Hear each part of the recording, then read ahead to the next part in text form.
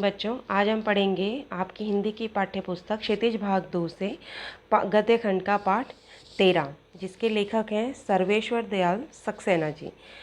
पहले हम थोड़ा लेखक के बारे में जान लेते हैं। सर्वेश्वर दयाल सक्सेना का जन्म 1927 में हुआ, बस्ती में, जो कि उत्तर प्रदेश में है। और इनकी जो उच्च शिक्षा है वो इलाहाबाद विश्वविद्यालय से हुई। इनका निधन 1983 में हुआ। इनकी जो प्रमुख रचनाएं हैं काठ की घंटियाँ, कुआनो नदी, जंगल का दर्द, खूंटियों पर टंगे लोग। और इनकी जो रचनाएं हैं उसमें हमें जो है इनके संघर्ष, इनके सपने, शोषण, हताशा और कुंठा का चित्रण भी देखने को मिलता है। ये जो पाठ है आपका मानवीय करुणा की दिव्य चमक। मानवीय करुणा की दिव्य चमक का मतलब है कि किसी मनुष्य में मानवता के गुण होना, मानवता से भरपूर होना, या सन्यासी कह सकते हो, या प्रेम से आगाध कोई व्यक्ति। तो ये जो पाठ है ये आपका, इस पाठ में लेखक ने फादर बुल्के के बारे में जो है आपको बताया है कि वो कौन थे, क्या थे और क्या उन्होंने किया।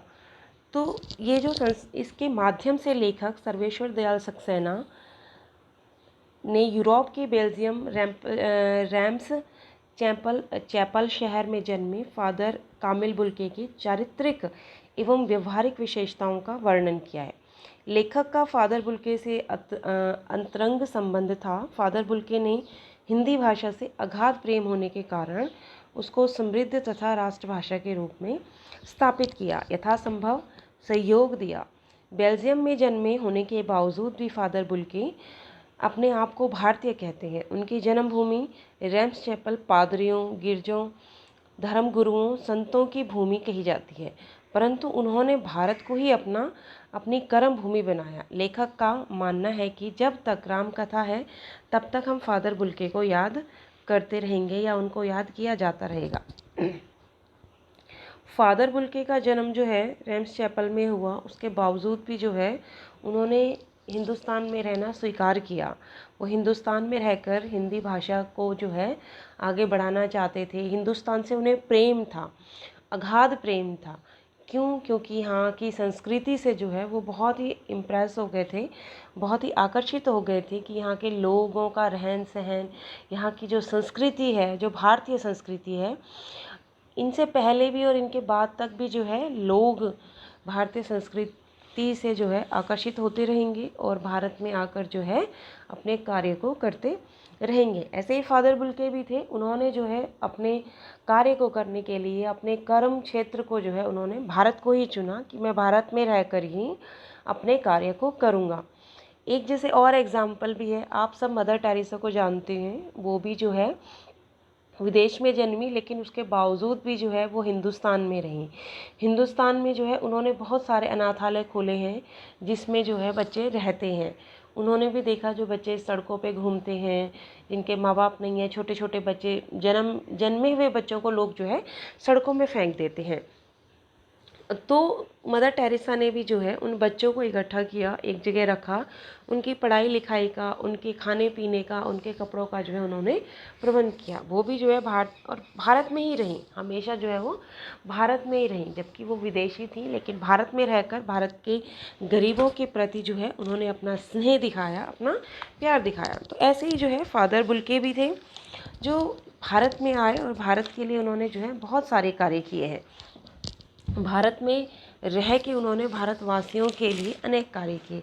तो फादर बुल्के जो है लोगों से बहुत प्रेम करते थे, लोगों के प्रति जो है उनका अगाध प्रेम था। वो सभी को जो है एक समान समझते थे और सभी को जो है प्यार भी करते थे। तो लेखक जो है अधिकतर उनके साथ में रहते थे, इसलिए जो है लेखक को उनके बारे में ज़्यादा पता है।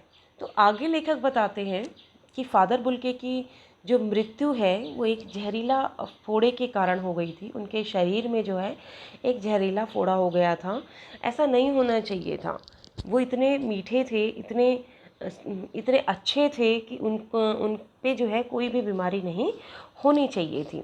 लेखक समझ ही नहीं पा रहा था कि जिसके हृदय में केवल प्रेम का असीम मिठास भरा हुआ था, उसमें जहर कहाँ से आया।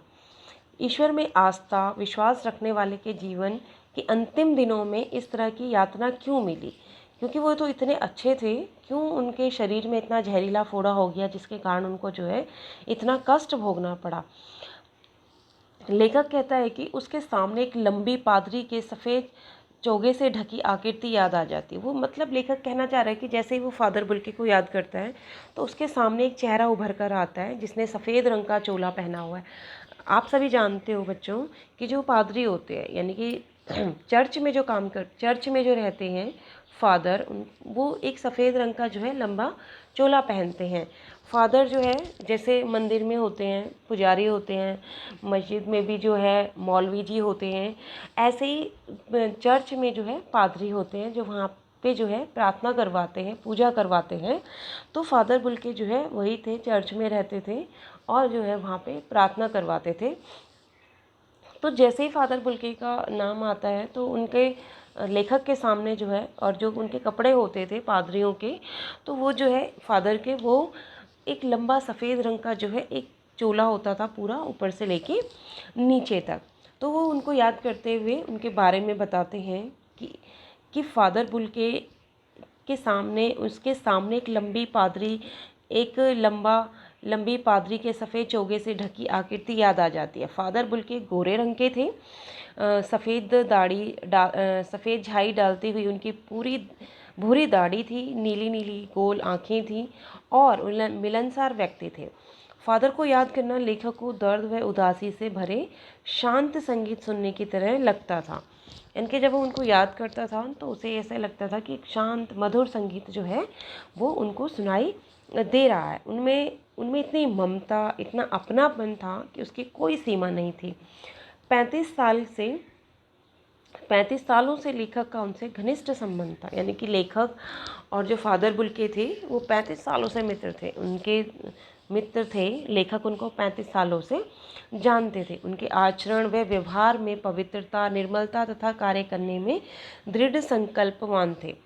लेखक आगे बताते हैं कि फादर बुल्के से उनकी मुलाकात परिमल पत्रिका के माध्यम से हुई थी।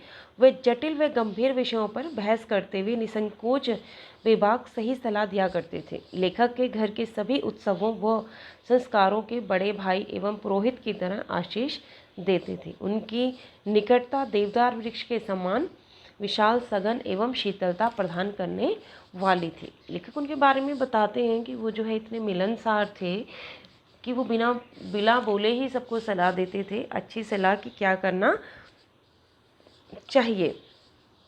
लेखक बोलते हैं कि वो एक वृक्ष के समान थे कि जो सभी को जो है छाया प्रदान करते थे।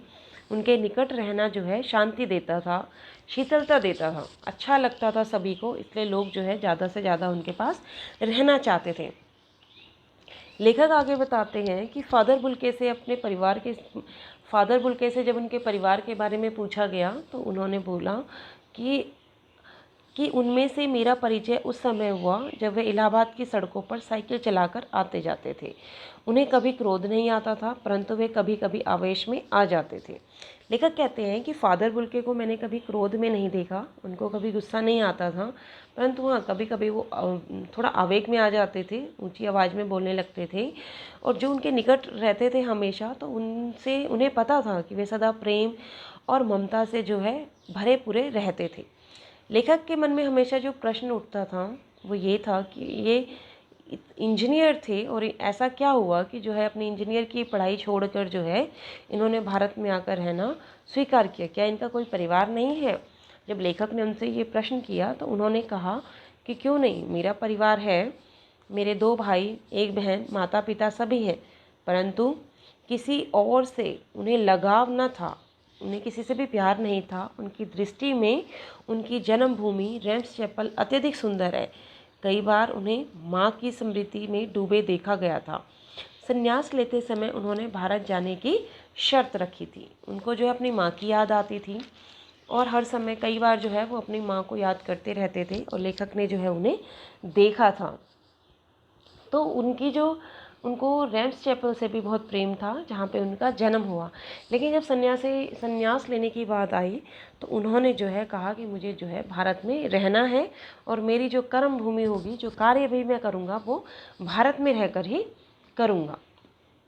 आगे लेखक बताते हैं कि फादर बुल्के ने भारत आकर पहले जीसेट संघ में 2 साल तक पादरियों के बीच रहकर धर्माचार की पढ़ाई की। फिर 9-10 वर्ष तक दार्जिलिंग में पढ़ते रहे। कोलकाता से बीए और इलाहाबाद से एमए किया। प्रयाग विश्वविद्यालय के हिंदी विभाग में रहकर रामकथा उत्पत्ति और विकास पर अपना शोध प्रबंध पूरा किया। बाद में सेंट जेवियर्स कॉलेज रांची में हिंदी एवं संस्कृत विभाग के अध्यक्ष हो गए और वहीं अंग्रेजी हिंदी कोश का निर्माण तथा बाइबल का अनुवाद भी किया।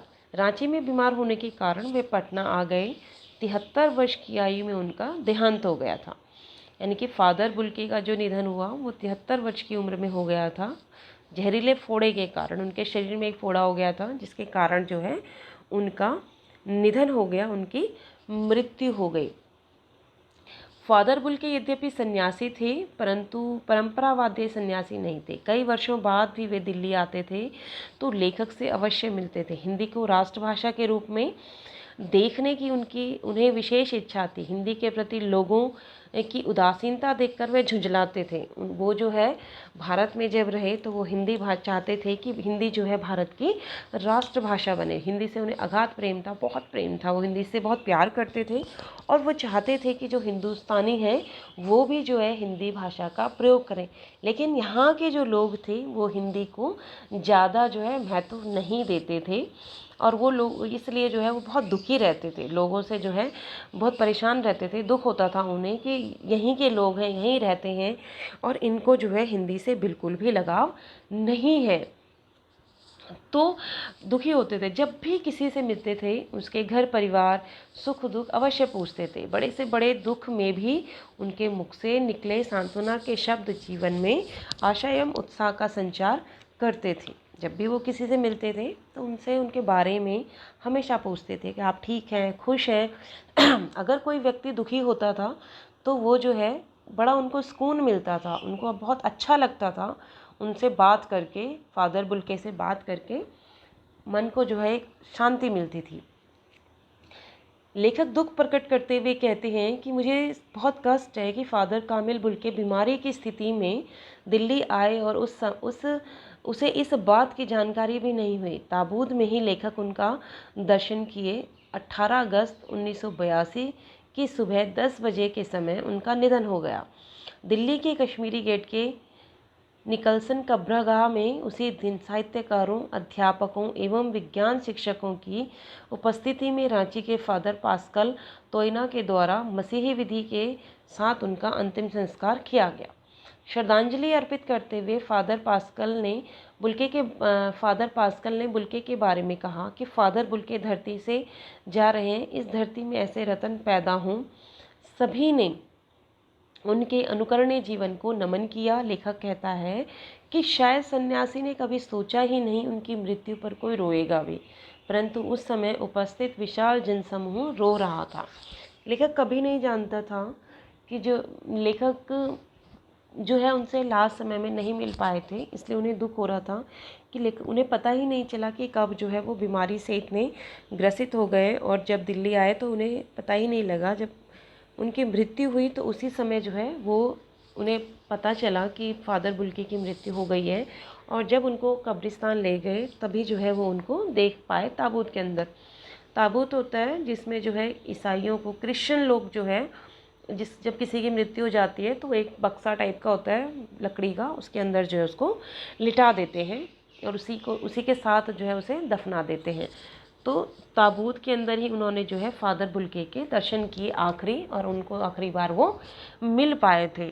तो वो कहते हैं कि फादर बुल्के को तो पता भी नहीं होगा और उन्होंने कभी सोचा नहीं होगा कि उनके लिए कोई रोएगा भी, लेकिन इतने सारे लोग जो है, इतना जन समूह उनके लिए रो रहा था।